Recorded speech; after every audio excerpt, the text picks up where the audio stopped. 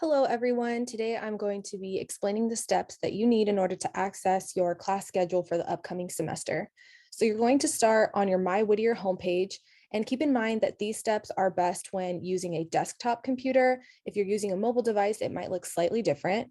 So once you're here on your MyWhittier homepage, on the left-hand side, you're going to click on For Students.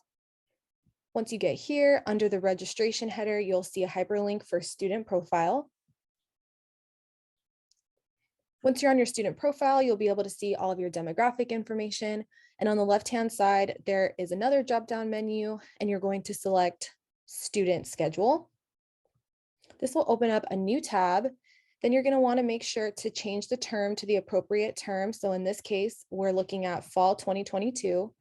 And your classes will automatically pop up here, the title, the details, the credits for each course registration number, etc.